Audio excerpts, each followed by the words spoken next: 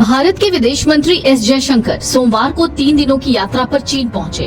वो तियानजिन में होने वाली शंघाई सहयोग संगठन यानी SCO के सदस्य देशों के विदेश मंत्रियों की बैठक में हिस्सा लेने वाले हैं। बीजिंग पहुंचने के बाद उन्होंने चीन के उपराष्ट्रपति हान जेंग से मुलाकात की। मुलाकात के बाद विदेश मंत्री जयशंकर का एक ट्वीट आता है। उसमें कहते हैं, आज बीजिंग पहुंचने के तुरंत बाद उपराष्ट्रपति हान जेंग से मिलकर खुशी हुई। उन्हें चीन की SCO अध्यक्षता के लिए भारत के समर्थन से अवगत कराया। हमारे द्विपक्षीय संबंधों में सुधार पर गौर किया गया और विश्वास व्यक्त किया कि मेरी यात्रा के दौरान चर्चा उस सकारात्मक ट्रेजेक्ट्री यानी रास्ते को बनाए रखेगी। जयशंकर और वांग की आखिरी मुलाकात फरवरी में जोहान्सबर्ग में G20 बैठक पर हुई थी, जहां दोनों पक्षों ने आपसी विश्वास और समर्थन का आह्वान किया था। अब ऐसे में सवाल ये उठता है कि आखिरकार इन दोनों में किन मुद्दों पर बातचीत हुई है। तो विदेश मंत्री एस जयशंकर ने सोमवार को चीन के उपराष्ट्रपति हांग झेन से कहा कि भारत चीन संबंधों के निरंतर सामान्य बने रहने से पारस्परिक रूप से लाभकारी परिणाम हासिल हो सकते हैं और जटिल वैश्विक स्थिति को देखते हुए दोनों पड़ोसी देशों के बीच विचारों का खुला आदान प्रदान जरूरी है। विदेश मंत्री ने अपनी 2 देशों की यात्रा के दूसरे और अंतिम चरण में सिंगापुर से बीजिंग पहुंचने के कुछ समय बाद झेंग से बातचीत की।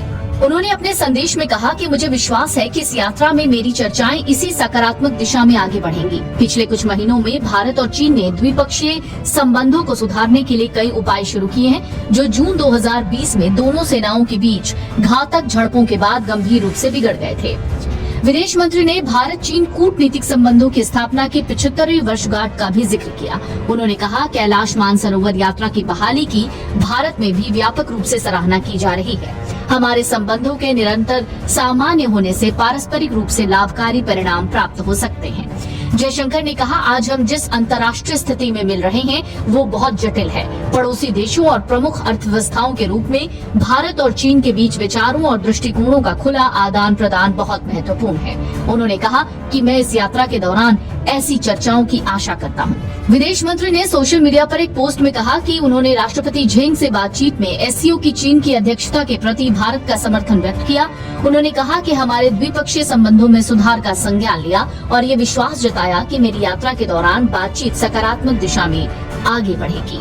उन्होंने चीनी उपराष्ट्रपति को बताया कि कैलाश मानसरोवर यात्रा के फिर से शुरू होने को भारत में बेहद सराहा गया है। जयशंकर ने मौजूदा अंतर्राष्ट्रीय हालात को जटिल कहा और कहा कि भारत और चीन जैसे बड़े पड़ोसी देशों के बीच खुलकर बातचीत बहुत जरूरी है। इस दौरान उनकी चीनी विदेश मंत्री वांग यी से भी मुलाकात तय है। इससे पहले फरवरी में जोहान्सबर्ग में G20 की बैठक के दौरान जयशंकर और वांग यी की मुलाकात हुई थी, जहां दोनों नेताओं ने सहयोग बढ़ाने की बात कही थी। जून 2020 में गलवान घाटी में भारत और चीन के सैनिकों के बीच झड़प में दोनों पक्षों के जवान मारे गए थे, जिसके बाद दोनों देशों के रिश्ते बेहद तनावपूर्ण हो गए थे। इसके बाद से इस साल तक भारत के किसी शीर्ष नेता ने चीन का दौरा नहीं किया था। आपको बता दें, SCO यानी शंघाई सहयोग संगठन एक क्षेत्रीय अंतर्राष्ट्रीय संगठन है, जिसकी स्थापना 2001 में चीन, रूस, कजाकिस्तान, किर्गिस्तान, ताजिकिस्तान और उज्बेकिस्तान ने मिलकर की थी। बाद में भारत और पाकिस्तान 2017 में इसके सदस्य बने और 2023 में ईरान भी सदस्य बन गया। SCO का मकसद सदस्य देशों के बीच सुरक्षा, आर्थिक और राजनीतिक सहयोग को बढ़ाना है। संगठन आतंकवाद, उग्रवाद, ड्रग तस्करी और साइबर अपराध जैसे हमलों पर साझा रणनीति बनाता है।